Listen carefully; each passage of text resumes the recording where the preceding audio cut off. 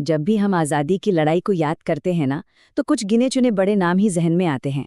पर सच तो ये है कि हजारों ऐसे गुमनाम हीरो थे जिनके बिना ये लड़ाई शायद ही जीती जाती।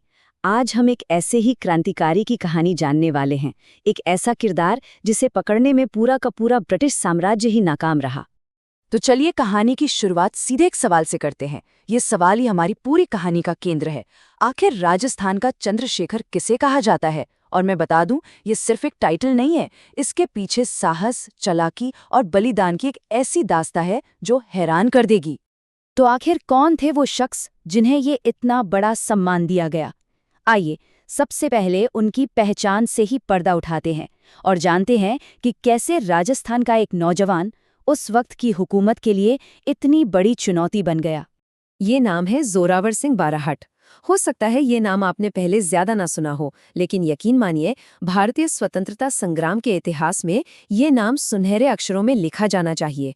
जोरावर सिंह का जन्म हुआ था 1883 में उदयपुर में, लेकिन उनकी जिंदगी को हमेशा हमेशा के लिए बदलने वाला साल था 1912।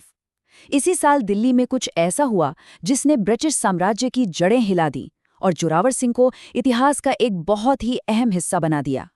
चलिए अब सीधे उसी घटना पर चलते हैं जिसने सब कुछ बदल कर रख दिया। बात करेंगे दिल्ली में हुए एक जबरदस्त धमाके की, एक ऐसा हमला जिसने देश की राजधानी के बीचों बीच ब्रिटिश राज को खुली चुनौती दे डाली थी। और ये घटना हुई थी दिल्ली के दिल यानी चांदनी चौक में, वो जगह जो उस समय भी चहल पहल और भीड़भाड़ का सेंटर थी। क्रांतिकारियों ने अपने मिशन के लिए इसी जगह को चुना था। और निशाना कौन था? कोई छोटा मोटा अधिकारी नहीं, बल्कि भारत का वाइसरॉय लॉर्ड हार्डिंग। मतलब उस समय के सबसे पावरफुल ब्रिटिश अफसर पर हमला करना, ये वाकई में एक बहुत बड़े साहस का काम था। अब ये देखिए कि इस हमले को अंजाम कैसे दिया गया। जोरावर सिंह ने चांदनी चौक में पंजाब नेशनल बैंक की बिल्डिंग के ऊपर अपनी पोजीशन ली और जैसे ही वाइसरॉय हार्डिंग का जुलूस नीचे से गुजरा, उन्होंने सीधा उस पर बम फेंक दिया।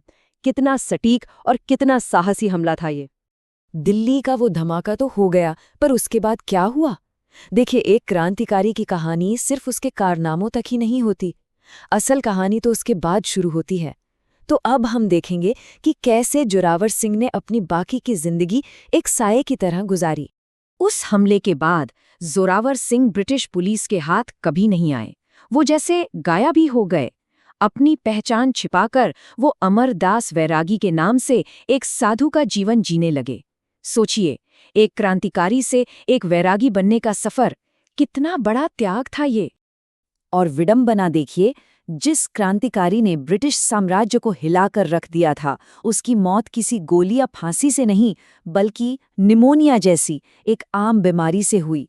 उन्होंने कोटा की अंतल्या हवेली में गुमनामी में ही अपनी आखिरी सांस ली। तो अब सारी कड़ियों को जोड़ते हैं, एक जबरदस्त हमला, सालों की गुमनामी और एक खामोश अंत।